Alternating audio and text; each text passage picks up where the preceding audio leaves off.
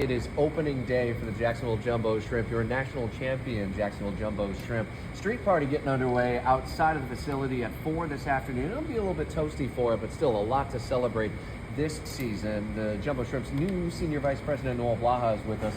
Though not necessarily new to the Jumbo Shrimp, you've been with the franchise for a handful of years now. Yeah, this will be my 11th season here in Jacksonville. I love every minute of it so far. But with the change in ownership, when Ken went to Tampa and the new ownership came in, you've moved up. Matt Goudreau has moved up as well. There's been a fair amount of keeping the same team in place, it seems. Yeah, absolutely. Prospector Baseball Group, John Abamandi and Ben Boyer have acquired the team, and they said, look, we love what you guys are doing. The legacy that was created here under Ken's ownership is going to continue. I've been a part of that for 11 seasons. Ken brought me in, and we brought Matt in that time as well.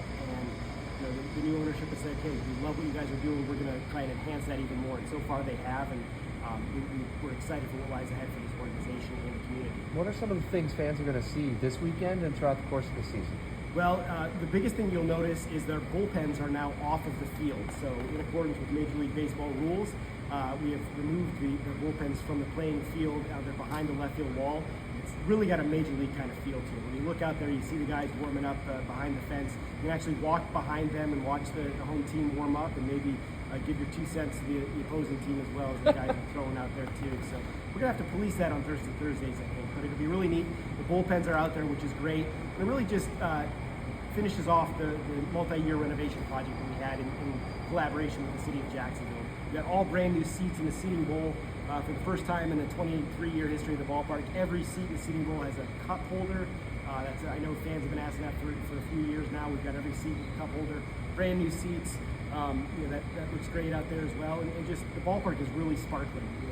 We've got a new field surface. You'll be talking to Josh here in a little bit about, but everything about the ballpark is just clean right now. What does it take to put on opening day? I mean, are you planning it already like the moment that the national championship and the champagne celebration was over? Yeah, I mean, it's a year-round thing. People really say, oh, what do you guys do in the off-season? There really is no off-season. We plan the season out well in advance. Once we get to the season, it kind of feels like we've made it. We can kind of go to that wash, rinse, and repeat of the 12 to 15-hour days of being at the ballpark. So yeah, as soon as the champagne dried into the carpet after the championship, we were thinking, what are we going to do to celebrate this team on opening weekend?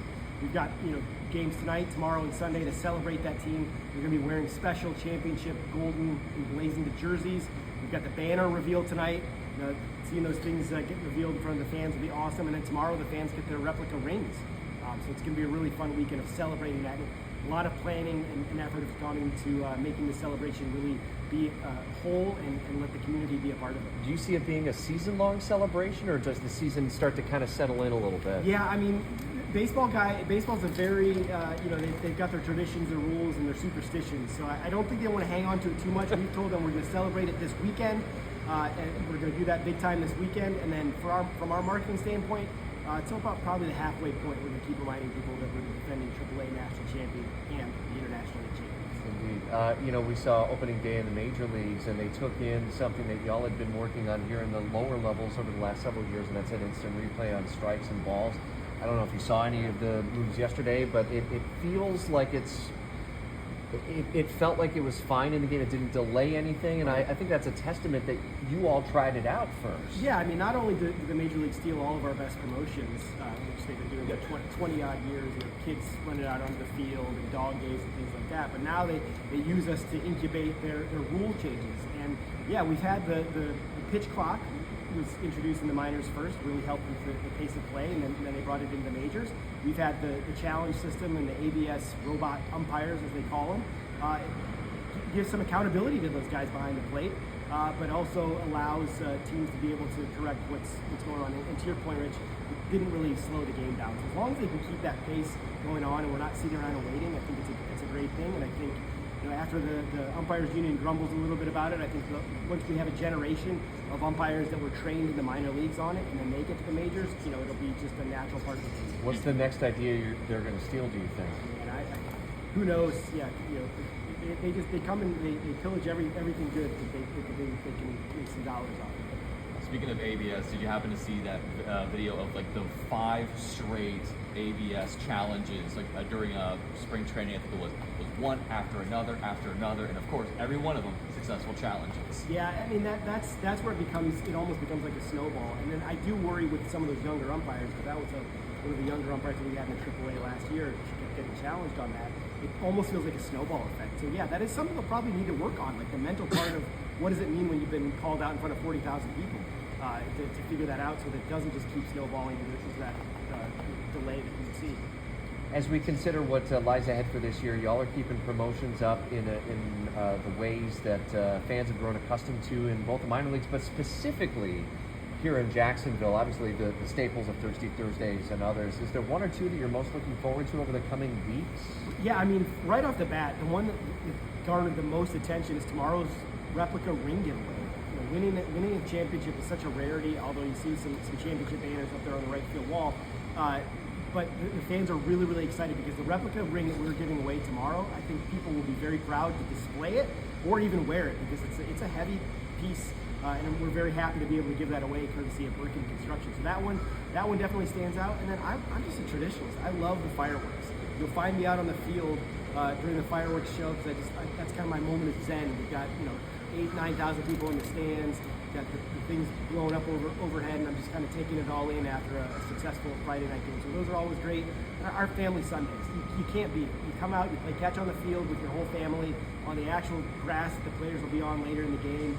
We got free balloon twisting and face painting pregame as well, and then after the game, kids get to come down and run the bases too. So the Sunday ones are really awesome as well. And we've got the goofy ones too. We got the pudding or mayo night. That one's gonna be pretty gross, where we're gonna serve people a substance, and they've got to determine whether it's pudding or mayo. That sounds gross. Can't wait for that one. Very gross. Unless you're a fan of both, and who doesn't love pudding, but... That could be the combination that we didn't know we needed. Oh, you could put the two together. How about that? New ownership changes and national championship and internationally champions as well. You'd think you'd jack up the prices. Any big changes there? No, we still have a $5 general admission ticket. It's the best value in town. It gets you a spot on the grass berm. It gets you access up to the Wheelhouse Lounge, which a lot of people don't know about. It's on the 3rd level. Any ticket level can go up to the Wheelhouse. It's got made-to-order food. We've got really great food items up there on the Wheelhouse. And yeah, we try to be budget conscious. Affordable family fun is what got us to this dance, and we won't forget that. So yeah, we've got some high-end stuff, which again, I think is still a great value. $150 all inclusive, right behind home plate in the PNC Home Plate Club. The front row is closer to the batter than the first baseman is. So for $150, you get a pregame buffet and all the drinks and food throughout the game as well.